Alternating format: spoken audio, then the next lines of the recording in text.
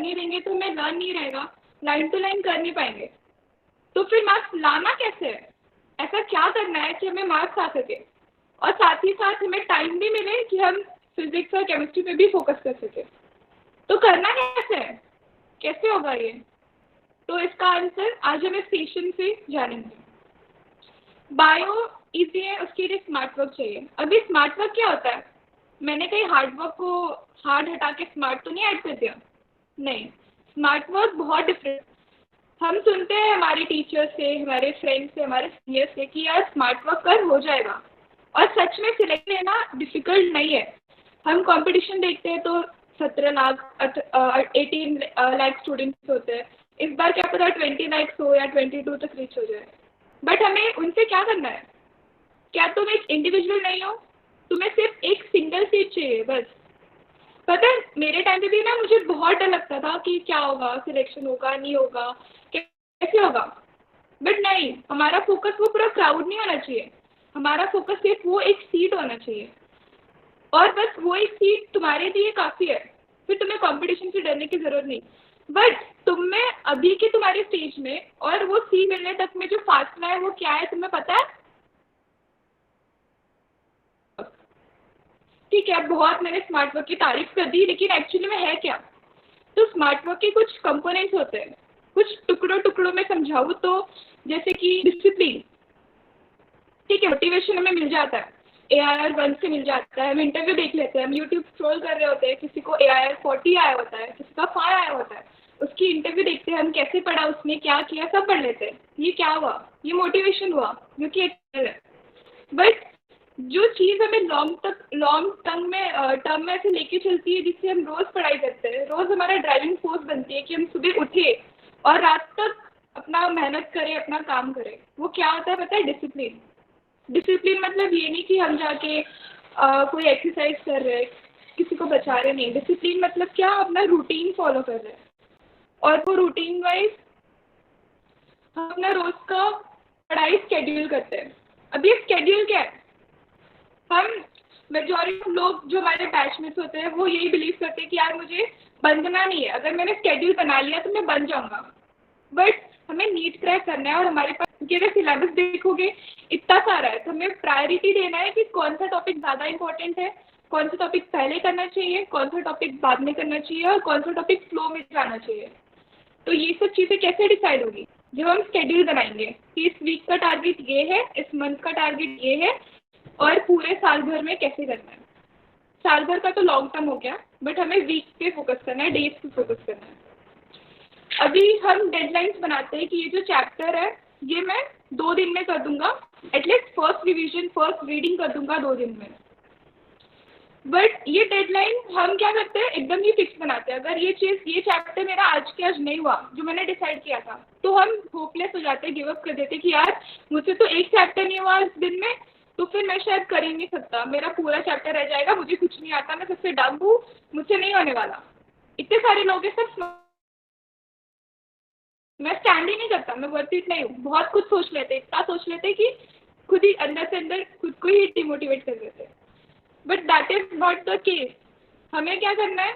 हमें सिर्फ और सिर्फ ये फोकस करना है कि हम जो भी टारगेट बनाए वो रियलिस्टिक हो, कि वो एक दिन में खत्म होने वाला चैप्टर था क्या वो सही में बहुत लेंथी चैप्टर था, और अगर नहीं भी खत्म हुआ तो एटलीस्ट तुमने एक पेज तो कम से कम रीड किया ही होगा, जो तुम्हें सेटिस्फेक्शन देना चाहिए। अभी इसके बाद आता है कि यूनिट वाइज कैसे है बायोलॉजी। तो हमारे पास टोटल 10 या 11 यूनिट्स है, उसमें से कुछ कुछ बहुत ज़्यादा इजी है जो हम सिर्फ मल्टीपल रिवीजन से कर सकते हैं, बट कुछ कुछ टॉपिक्स ऐसे हैं जिनमें हमें एक पैटर्न फॉलो करना है। वो पैटर्न क्या है? पहले हमें कॉन्सेप्ट समझना है। हम क्या करते हैं, सीधा लर्निंग पे फोकस करते हैं। अगर मार्क्स स्कोर करना है ना, तो उसके 2 फैक्टर्स है। एक तो तुम्हें कॉन्सेप्ट समझना आना चाहिए, अगर कॉन्सेप्ट नहीं समझा तो कुछ भी कर लो, लर्न नहीं रहेगा, एक बार हो भी गया तो भूल जाओगे। बट अगर कॉन्सेप्ट समझा हुआ है, फिर तुमने लर्न करना सीख किया, तो बराबर से मार्क्स स्कोर हो जाते हैं, कैसे भी ट्रिकी क्वेश्चन हो जाएगा, एंड आई गारंटी दैट। और अभी जैसे हम पैटर्न देखें तो हमारे पास डायग्राम्स आते हैं, फ्लो चार्ट्स आते हैं, और बहुत सारे लाइन टू लाइन वाले MCQs आते हैं। अभी इस पर कैसे करना है? तुम्हें डायग्राम्स जो भी है उस पे जो लेबल्स होते हैं उस पे मेजर फोकस होना चाहिए, क्योंकि नीट के टाइम पे सिर्फ डायग्राम्स आते हैं जिसका लेबल हमें मैच करना होता है। तो उसके लिए क्या करें, तो टेक्स्ट बुक खोल के उसके ऊपर हाथ रखना है और वो डायग्राम ऐसे सोचना है आईज क्लोज करके कि क्या होना चाहिए यहाँ पे, उस डायग्राम को इमेजिन करना है और फिर ऐसा 5-6 बार करोगे तो अपने आप अल्टीमेटली हो जाएगा। Biology is all about repetitive revision. जितनी बार रिवाइज करोगे, जितनी बार रीडिंग दोगे, उतना अच्छा होता जाएगा। एक टाइम आएगा जब हमें बोरिंग सा लगने लगेगा कि यार बायोलॉजी और नहीं करना। फिजिक्स में फॉर्मूलाज है, कुछ माइंड इन्वॉल्वमेंट होता है, केमिस्ट्री में बहुत सारे न्यू और ये होते हैं रिएक्शन, इनऑर्गेनिक में कुछ नया सीखने मिलता है, एक्सेप्शन याद रहता है। बट बायो में क्या है, सब कुछ रटना ही तो है। बट अगर ध्यान से देखोगे ना तो बायोलॉजी में बहुत ज़्यादा कॉन्सेप्ट इन्वॉल्व होते हैं। एक बार बस वो समझ गया, फिर तुम जितना भी रीड करोगे वो इजीली हो जाएगा। और फिर बस टेस्ट दो। अभी टेस्ट टेस्ट देना क्यों इम्पोर्टेंट है? हमें मेजॉरिटी ऑफ टाइम लगता है कि यार टेस्ट वेस्ट ऑफ टाइम है, बट वो वेस्ट ऑफ टाइम नहीं होता। हमें टेस्ट देना है, उतना ही ज़रूरी है एनालिसिस करना कि तुमने जो भी टेस्ट दिया उसमें क्या गलती रही कि तुम्हारा इतना मार्क्स आया। भले अच्छा स्कोर किया हो या कम स्कोर किया होगा, that doesn't matter. Only thing matter कि तुमने एनालिसिस किया कि नहीं। अभी एनालिसिस से क्या मतलब है कि जो भी क्वेश्चंस थे वो तुमसे सॉल्व क्यों नहीं हुए। क्या तुमने चैप्टर अच्छे से नहीं पढ़ा था, या कॉन्सेप्ट नहीं समझा था, या पढ़ा था कॉन्सेप्ट भी समझा था या भूल गए, या क्वेश्चन ट्रिकी था और उस टाइम पे क्लिक नहीं हुआ। एक बार तुमने ये एनालिसिस कर लिया तो सबकॉन्शियस माइंड में चला जाएगा कि ये, और जब भी तुम वो चैप्टर के पास जाओगे, जब भी चैप्टर खोलोगे तो माइंड तुम्हें अपने आप हिंट देगा कि ये वही चैप्टर है जो एग्जाम में आया था, जिसका क्वेश्चन में सॉल्व नहीं कर पाया था या नहीं कर पाई थी। फिर वो चैप्टर पढ़ते टाइम तुम्हारा ब्रेन स्पेशल एम्फेसिस देगा कि अच्छे से ध्यान से पढ़ो और वो हो जाएगा। और कुछ कुछ चीज़ें ऐसी होती है जो मैं याद नहीं रहती, भले ही कितनी बार भी पढ़ लो। तो उसके लिए क्या करना है, लिखना है। पढ़ने के साथ साथ लिखना है। मैं बोल रही हूँ अच्छे से याद हो जाएगा, परमानेंट मेमोरी में याद हो जाएगा। फिर एग्जाम में भले ही क्वेश्चन कितनी बार कितना भी ट्रिकी आ जाए वो सॉल्व हो ही जाएगा। अब मैंने यहाँ पे सबकॉन्शियस माइंड की बात की, तो तुमने भी बहुत सुना होगा पावर ऑफ सबकॉन्शियस माइंड। तो ये होता क्या है, इसका बहुत बड़ा इम्पैक्ट होता है। एटलीस्ट मेरी जर्नी में तो रहा है, क्योंकि मेरा सिचुएशन कैसा था पता है, जो मेरा 11 था उसमें मैंने अच्छे से नहीं पढ़ा था, तो बहुत ज़्यादा ही बैकलॉग हो गया था। लाइक मेरा पूरा 11 एज अ बैकलॉग ही समझो। फिर मैंने 12th में आके रियलाइज़ किया कि यार पूरा 11th रह गया, अब मैं क्या करूँ। फिर मैंने 12th पे फोकस किया, उसके साथ साथ 11th भी करना था, जो कि बहुत ज़्यादा प्रेशराइजिंग, डिप्रेसिंग सब कुछ हो गया था। एक टाइम पे तो मैंने गिव अप कर दिया था कि मुझसे नहीं होगा, I don't deserve to be here, बहुत कुछ नेगेटिव बोला था। बट फिर उसके बाद I started Kameng my self कि हो जाएगा। मैंने खुद को पॉजिटिव चीज़ें बोलना शुरू किया। मैंने रिफ्लेक्ट किया कि मुझे नीट क्यों करना था, मुझे डॉक्टर क्यों बनना था। फिर मुझे रीज़न पता चला। वो रीज़न कुछ भी हो सकता है आपके लिए।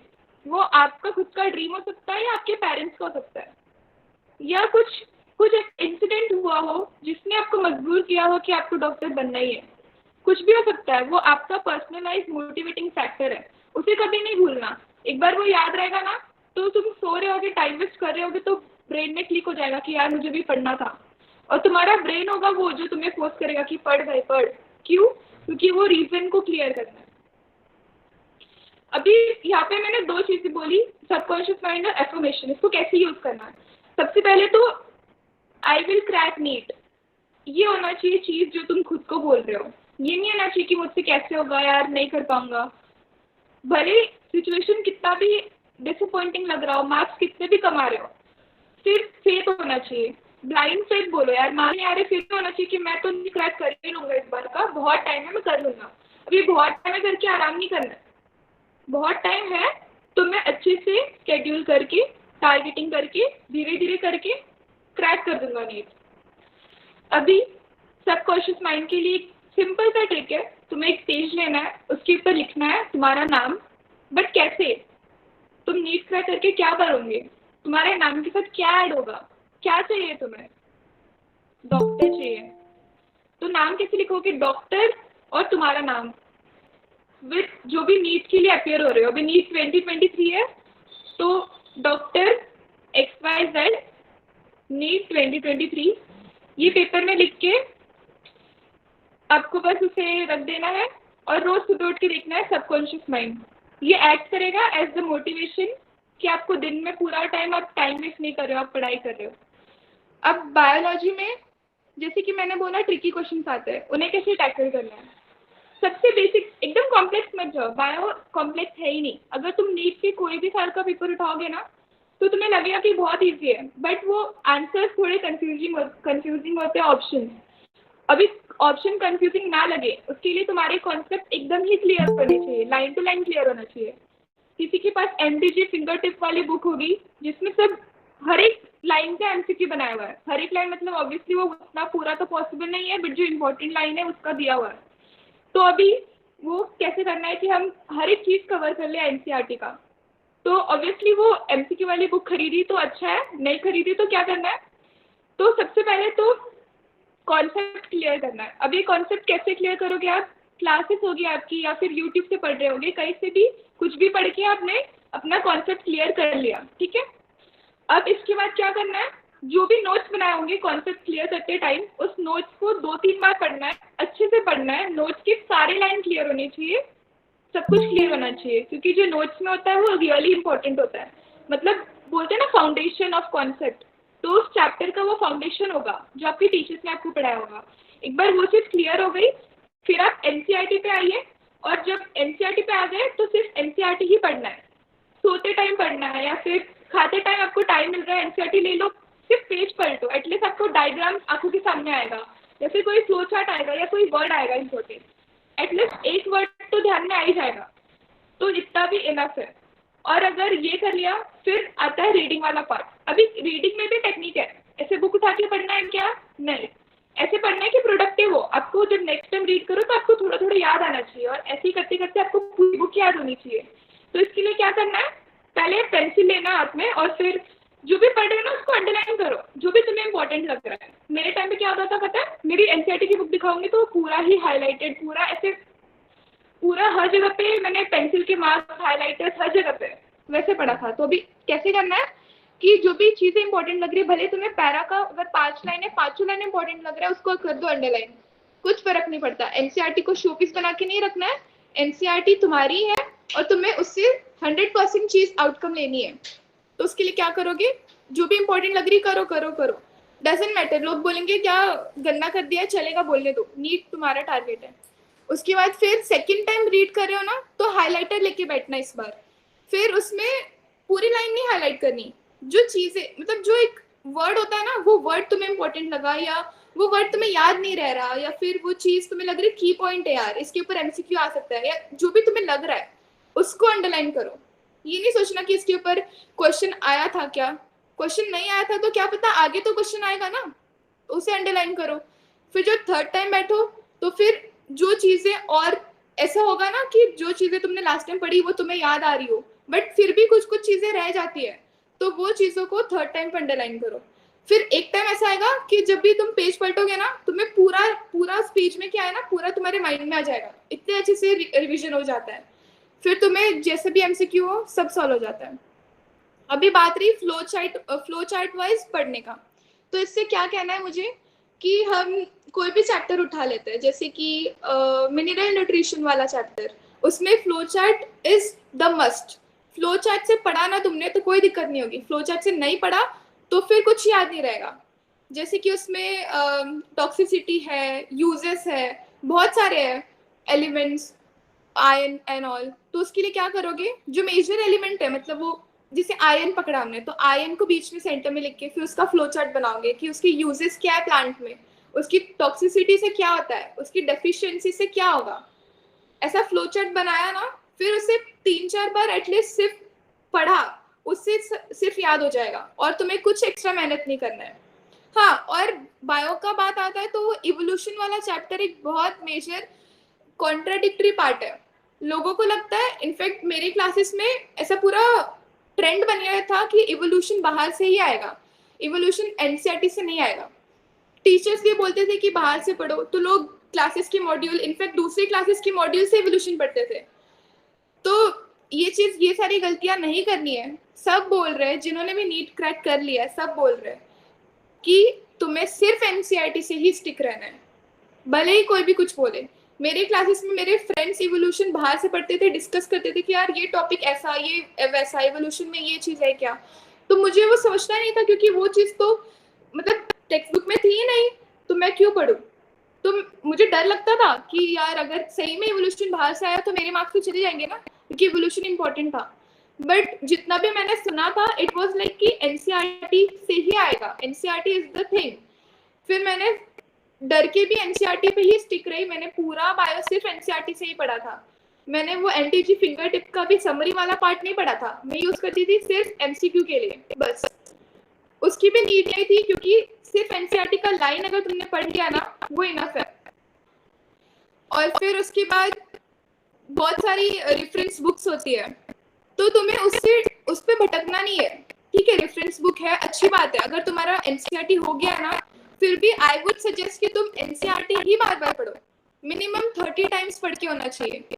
अब मैं 30 टाइम्स बोल रही हूँ, उसे डर लग सकता है कि यार 30 टाइम्स कैसे होगा, मैंने तो हार्डली एक चैप्टर एक बार भी नहीं पढ़ा।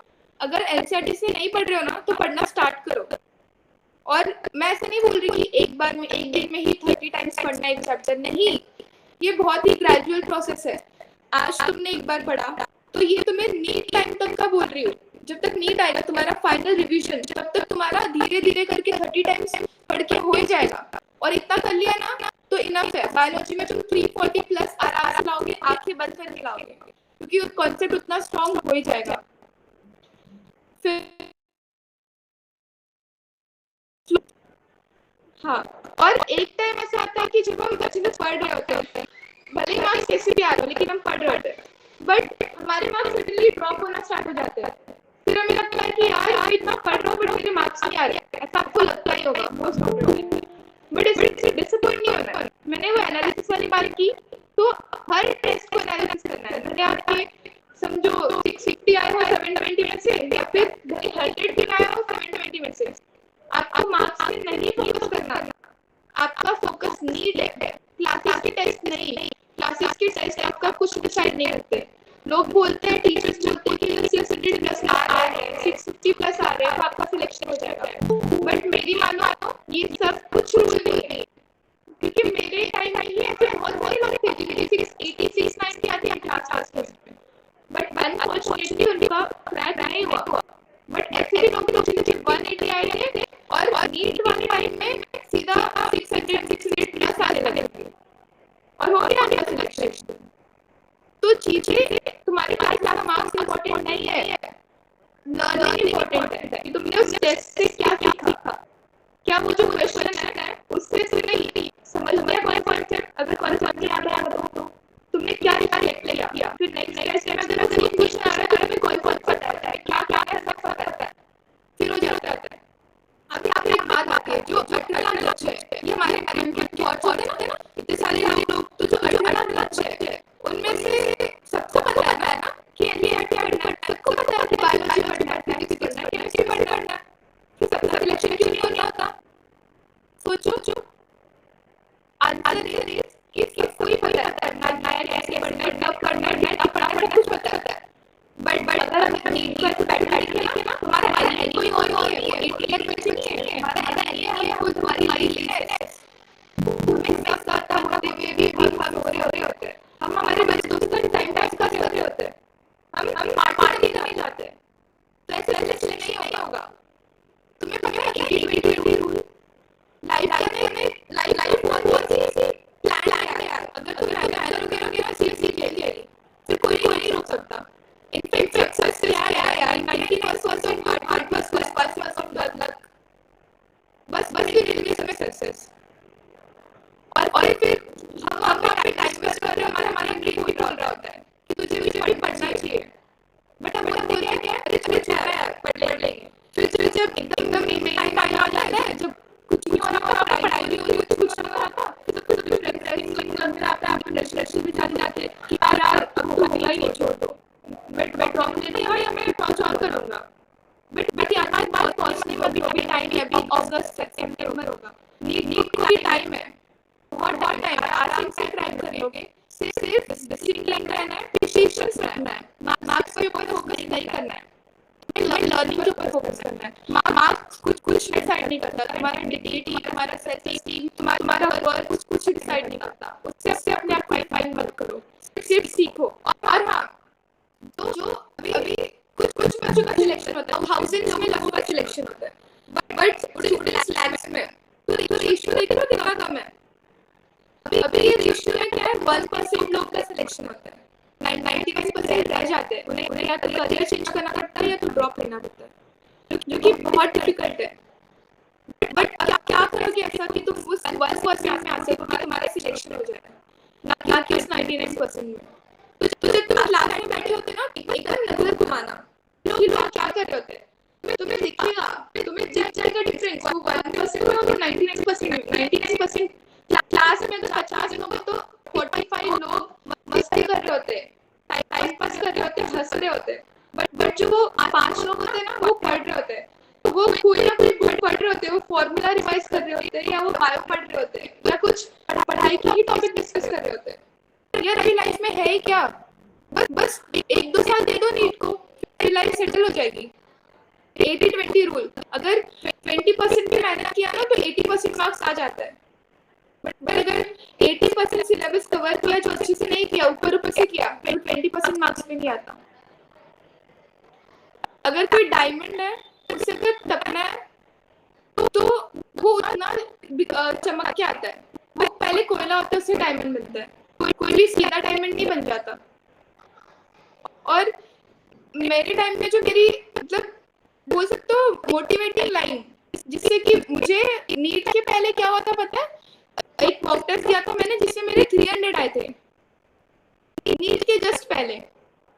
मुझे अभी मैं बोल रही हूँ ना कि मार्क्स पे फोकस नहीं करना है, पर तब तो मैं एक नीट एस्पिरेंट थी, मेरे पास कोई नहीं था बताने के लिए कि कैसे पढ़ना है, क्या करना है। मैं बहुत होपलेस हो गई थी। फिर वो एक नीड होती है ना कि यार कोई तो होना चाहिए जो बता सके कि नीट क्रैक कैसे करना है, एक रास्ता क्या है जो मुझे नीट क्रैक करवा देगा। वो एक जरूरत होती है वहां पे, वो जरूरत के लिए कोई नहीं था, बट वो बहुत ज्यादा नीड फील होती थी। इसीलिए हम लीव अगेन यहाँ पे, ताकि हम आपकी हेल्प कर सके। आपको अगर ऐसा कोई सिचुएशन आए तो आप अपने आप को अकेला नहीं पाएंगे, क्योंकि हम होंगे आपके साथ। भले आपका कितना भी माइनर कोई प्रॉब्लम हो या कोई मेजर प्रॉब्लम हो, लीव अगेन हमेशा आपके साथ है। और हम सभी मेंटर्स जो भी MBBS स्टूडेंट्स हैं, वो 24/7 आपके लिए अवेलेबल है। तो आपको कभी भी डरने की कोई बात नहीं है। कोई भी डाउट रहे, कुछ भी रहे, live again is there for you and will always be there for you. And हम सब अपने पर्सनलाइज एक्सपीरियंस आपसे शेयर करते हैं। अभी बात रह गई कि इतना सब कुछ पढ़ लिया, ये सब कर लिया, फिर मार्क्स क्यों नहीं आ रहे। मैं फिर से बोलूंगी, मार्क्स पे फोकस नहीं करना है। अगर लोग आपके क्लास वाले पार्टी पे जा रहे हैं ना, एक ही चीज बोलना खुद को, लेट देम पार्टी। जब मेरा सिलेक्शन होगा ना, आई विल पार्टी हार्डर। और अभी उन पे कौन फोकस कर रहा है, एक बार तुम्हारा सिलेक्शन हो गया ना, फिर you will be the star यार। तुम खुद की नजरों में उठ जाओगे, तुम सबकी नजरों में उठ जाओगे। और कभी गिव अप नहीं करना, जस्ट फेथ रखो खुद पे और हो जाएगा। किसी को कोई डाउट है?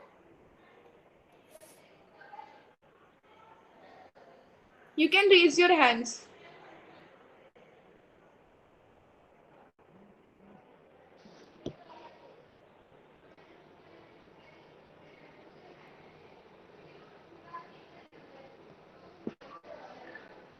तुम्हें पता है मेरे टाइम पे एक मेजर चीज थी कि मुझे ब्रेकआउट्स आते थे। ब्रेकआउट्स क्या अभी कि हम बहुत डरे डरे से रहते हैं कि यार मेरा सिलेक्शन होगा कि नहीं, ये कैसे होगा, वो कैसे होगा।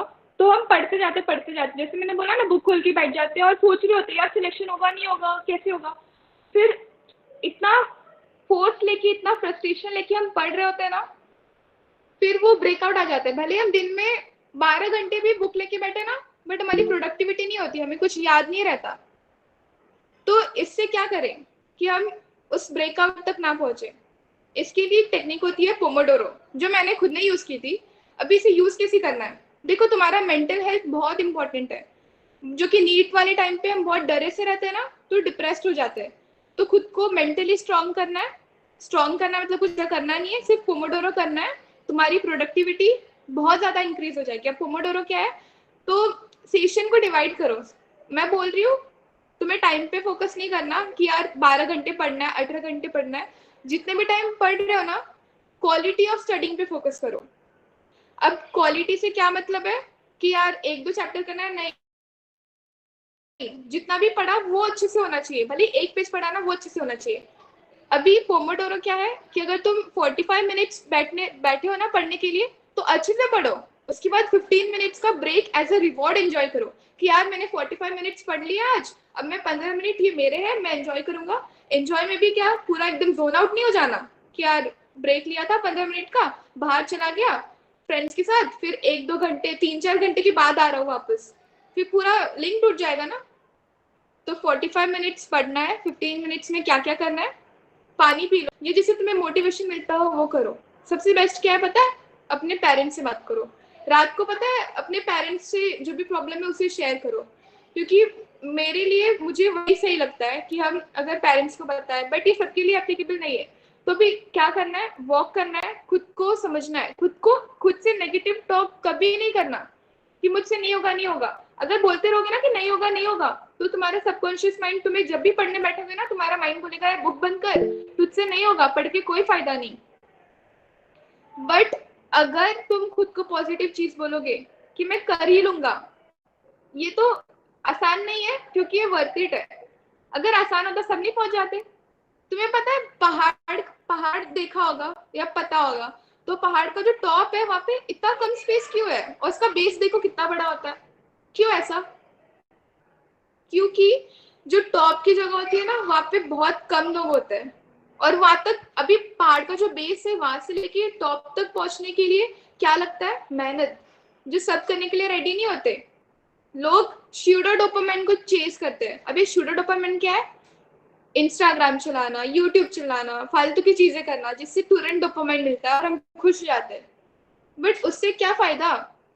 अगर तुम लॉन्ग टर्म डोपामाइन देखोगे कि यार सिलेक्शन के बाद मैं कितना खुश होऊंगा, मेरे फैमिली वाले कितने खुश होंगे, मेरे पेरेंट्स कितने खुश होंगे, मेरा फ्यूचर सेट हो जाएगा, I will be the doctor. सोच रहे हो, ये होता है रियल डोपामाइन। और इसे चेज करने के लिए बहुत ज्यादा मेहनत लगती है, स्मार्ट वर्क लगता है, टाइम्स ऑफ डेडिकेशन लगता है। तुम गिरने लगते हो ना, तो उस टाइम पे नहीं आना चाहिए, बल्कि वापस से उठना चाहिए। अगर तुम्हारा सक्सेस आने वाला है ना, तो हमेशा ही वो पीक डाउनफॉल आता है, जब हमें लगता है कि कुछ अपने साथ सही नहीं हो रहा, हम गिर गए, हम चारों तरफ से फेलियर से गिर गए, अब हमारा कुछ नहीं हो सकता। ये टाइम आ गया ना, तो याद रखना कि इसके बाद तुम्हारा पीक सक्सेस आने वाला है, क्योंकि हर रात के बाद सुबह आती ही है। जरूरी है ये सुबह आना, वो आएगी ही। बस तुम्हें हिम्मत नहीं आना। अगर हिम्मत हार गया और गिव अप मार दिया ना कि यार मेरे टेस्ट में कम मार्क्स आ रहे, मैं दूंगा ही नहीं टेस्ट, बस फिर हो गया, गिव अप कर दिया तुमने, अब सही में कुछ नहीं हो पाएगा। बट अगर ऐसा सिचुएशन क्रिएट हुआ है ना, जब तुम्हें लग रहा है कि कुछ नहीं होगा, बैकलॉग है, टेस्ट में मार्क्स नहीं आ रहे, टीचर ने डांट दिया, बच्चे, मेरे क्लास के बच्चे बहुत स्मार्ट है, टॉप मार रहे हैं, उनको सब आता है, सब पता है, कुछ नहीं, सबको सन्नाटा कर दो। बस खुद पे यकीन रखो कि हो ही जाएगा, हो ही जाएगा, हो ही जाएगा। अगर तुम्हारा माइंड नहीं मान रहा ना अभी कि यार सिचुएशन देख के नहीं लग रहा होगा, फिर भी बोलो यार हो जाएगा, हो जाएगा, हो जाएगा, हो जाएगा। जितनी बार बोलोगे ना, फिर तुम्हारा ब्रेन एक्सेप्ट कर लेगा। फिर जब पढ़ने बैठोगे ना, तुम्हारा ब्रेन बोलेगा यार बस 5 मिनट और पढ़ लेना, ये पेज और पढ़ लेना। फिर इतना बोलते बोलते तुम अपने आप पढ़ने लग जाओगे। चीजें अंदर से आती है, मोटिवेशन अंदर से आता है। एक स्टोरी बताओ जो मेरे 11th में बोली थी एक हमारे सर ने। एक, जैसे एक अंडा होता है, वो जब खुद से फूटता है तो क्या निकलता है उसके अंदर से? एक जिंदगी निकलती है ना। बट अगर उसी अंडे को हम ऑमलेट बनाने के लिए लाए और खुद से तोड़े, तो क्या निकलता है? तो जिंदगी नहीं निकलती, जिंदगी खराब हो जाती है, जिंदगी बर्बाद हो जाती है। इसका मतलब क्या है? अंडा एक वो लाइफ है, और जो ब्रेक कर रहा है ना वो फोर्स है। अगर वो फोर्स अपने अंदर से आ रही है ना, तो चीजें अच्छी होती है, चीजें प्रोडक्टिव होती है। बट अगर वही फोर्स बाहर से आ रही है, आपके पेरेंट्स आपको बोल रहे हैं कि तू पढ़ नहीं रहा, तू पढ़ाई कर, आपके टीचर्स बोल रहे हैं यार तू पढ़ाई पे ध्यान नहीं दे रहा, पढ़ाई कर, ये बाहर की फोर्सेस है। आपने किसी का इंटरव्यू देख लिया, बाहर की फोर्सेस है, बट जब तक वो चीज अंदर से नहीं आएगी ना कि मुझे क्यों करना है, मुझे करना है या नहीं, तो ही आप वो चीज कर पाओगे। आपके डाउट्स अभी मैं देखती हूँ एक बार।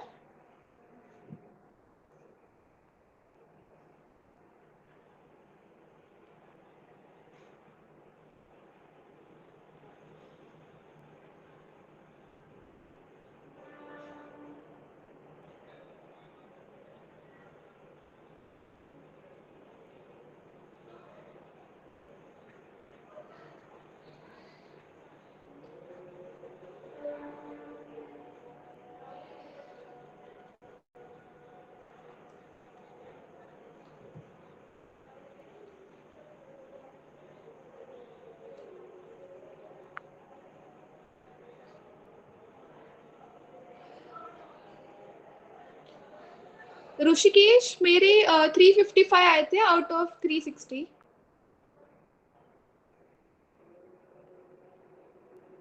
हाँ, तो अगर सॉन्ग से सब पढ़ा हुआ ब्लैंक हो जाता है तो फिर आप सॉन्ग्स नहीं सुनना चाहिए, आप वॉक के लिए जाओ।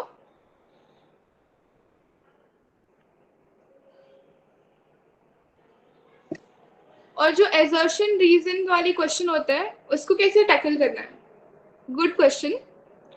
तो अभी एजर्शन रीजन की क्वेश्चन टैकल करने के लिए आपका पहले कॉन्सेप्ट क्लियर होना चाहिए और लाइन टू लाइन क्लियर पढ़ी हुई एनसीईआरटी होनी चाहिए, तो ही कर पाओगे। अगर ऊपर ऊपर से पढ़ा है, कॉन्सेप्ट भी क्लियर नहीं है, तो फिर नहीं कर पाओगे। फिर तुम्हें सारे ऑप्शंस कंफ्यूजिंग लगेंगे, फिर तुम्हें लगेगा ये चीज राइट है या रॉन्ग है, क्योंकि रॉन्ग भी हो सकती है, राइट भी हो सकती है। फिर वो हो गई ऊपर ऊपर की पढ़ाई। जब तक डीप कॉन्सेप्ट क्लियरेंस नहीं है तो चीजें नहीं हो पाएगी।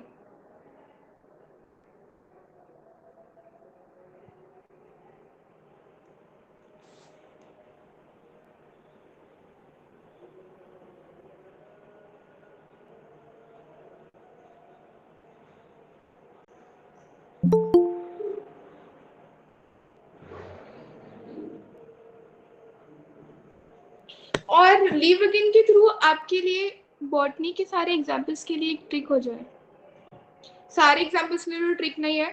और मैं एक चीज बोलना चाहूंगी कि जो भी टीचर्स तुम्हें बोल रहे हैं ना कि ये चैप्टर हार्ड है या फिर इजी है, वो उसके अकॉर्डिंग नहीं चलना चाहिए तुम्हें। तुम खुद बैठो, वो चैप्टर एक बार पढ़ो, फिर डिसाइड करो कि वो सच में हार्ड है या इजी है। अगर इजी है तो भी रीड करना है, और अगर हार्ड है तो हाँ। अभी हार्ड चैप्टर्स का क्या होता है, जैसे जेनेटिक्स वाला पार्ट हो गया या फिर वो मिनरल न्यूट्रिशन हो गया, फोटोसिंथेसिस हो गया, हम क्या करते हैं कि वो सारे चैप्टर्स छोड़ देते हैं कि यार हार्ड है बाद में देखूंगा, फिर बाद में रह जाता है, प्रोक्रेस्टिनेट हो जाता है, फिर लास्ट में हो नहीं पाता। तो जो डिफिकल्ट चीजें है वो पहले उठाओ, उसे थोड़ा थोड़ा करो। अभी थोड़ा थोड़ा कैसे करना है, जब कोई भी चैप्टर हार्ड लग रहा है तो फिर वो चैप्टर उठाओ, उससे बस एक बार रीड कर लो, इतना काफी है। एक बार तुमने रीड कर लिया ना, तुम्हें उस चैप्टर से रिलेटेड कोई भी टर्म्स पता चलेंगे, एटलीस्ट तुम रीड करोगे, फेमिलियर होगे कि कौन से टर्म्स है, कौन से डायग्राम्स है, कौन से फ्लो चार्ट्स है। फिर उसके अकॉर्डिंग जब तुम नेक्स्ट टाइम रीड करोगे तो बेटर अंडरस्टैंडिंग होगी। फिर भी नहीं समझ रहा होगा, आई एग्री, बट 3-4 बार रीड कर लोगे ना, उसके बाद एक दिन ऐसा आएगा तुम बुक खोलोगे और तुम्हें लगेगा कि यार मुझे तो सब समझ गया। तो ये है स्मार्ट वर्क का जादू। एंड ट्रस्ट में ऐसा होता है, फिजिक्स में तो बहुत बार होता है, बायो में भी होता है।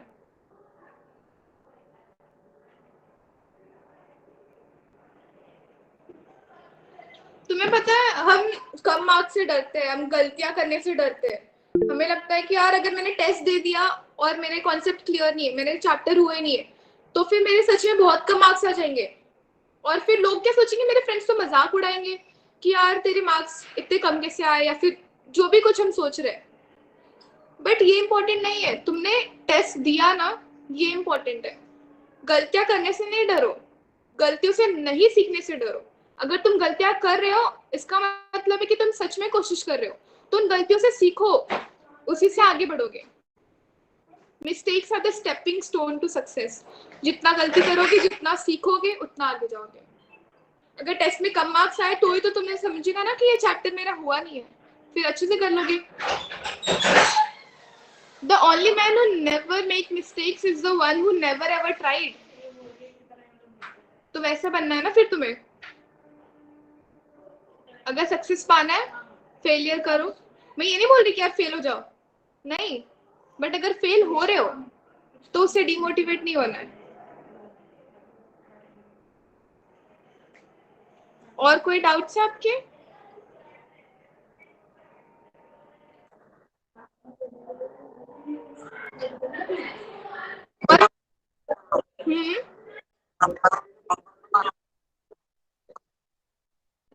देखो गूगल पे मत जाओ. You guys are NEET aspirant. मैंने अभी चीज रिपीट की थी कि एनसीईआरटी से ही स्टिक रहना है. भले एनसीईआरटी में 5 दिया है ना, तो वो 5 ही ब्लाइंडली बिलीव करो कि वो 5 है, क्योंकि तुम्हारा जो नीट है वो पूरा एनसीईआरटी बेस्ड है, तो वहां पे 5 को ही करेक्ट मानेंगे वो. तो भले गूगल हो या फिर रेफरेंस बुक हो, उन पे नहीं फोकस करना है.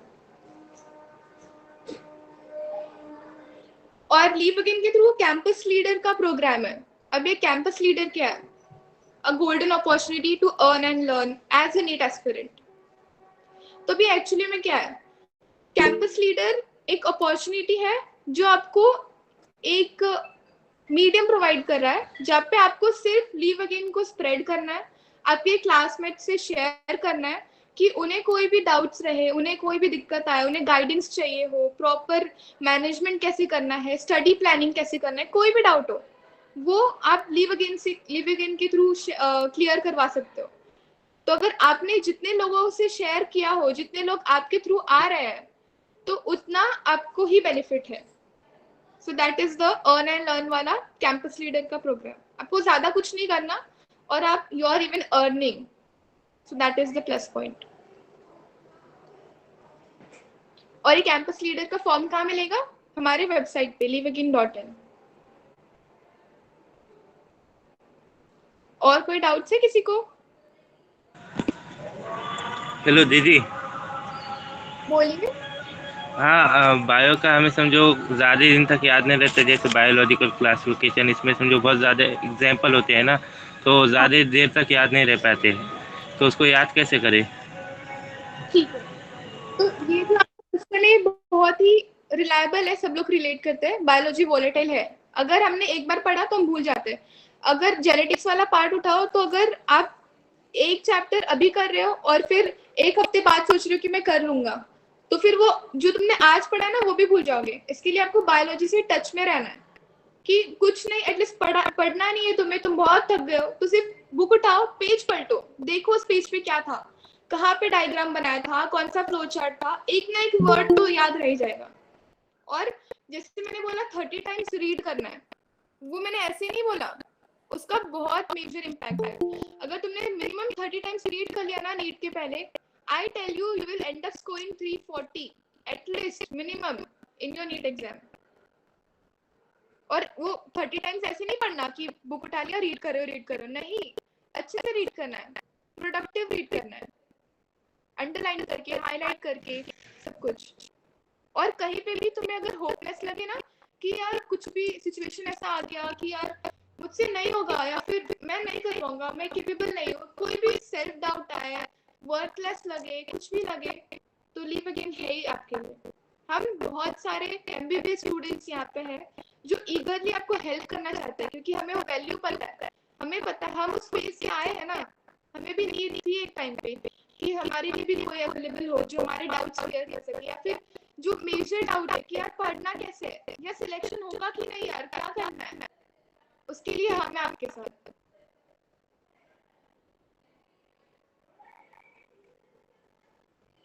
और कोई भी दिक्कत आती है तो feel free to connect with us. दीदी, बायो में शॉर्ट नोट्स की जरूरत पड़ेगी या नहीं? यहाँ पे आपको शॉर्ट नोट्स आंसर नहीं लिखना है ना नीट में, आपको सिर्फ एमसीक्यू सॉल्व करनी है. तो अभी मैंने क्या बोला था, आप पहले कॉन्सेप्ट क्लियर करिए. कॉन्सेप्ट क्लियर करने के लिए आपको क्या करना है, नोट्स बनाओगे आप कॉन्सेप्ट क्लियर करने के लिए. तो उस नोट्स को 2-3 बार पढ़ो. अभी इसको शॉर्ट नोट की तरह नहीं बनाना है कि यहाँ पे ऐसा होना चाहिए, आंसर राइटिंग ऐसा होना चाहिए, फिर ये करना है, नहीं. समझने के लिए बनाओ। अगर आपको फ्लो चार्ट समझ में आता है फ्लो चार्ट बनाओ, आपको ऐसा कोई इमेजिनरी डायग्राम बनाना है उससे बनाओ, निमोनिक बनाना है उससे बनाओ। वो हो गया आपका नोट्स मतलब ऐसा आंसर नहीं लिखना है आपको, सिर्फ आपको समझे उतना लिखना है। और कोई डाउट? चलो डाउट्स नहीं है तो we'll end the session here. I hope you guys like it और informative रहा होगा।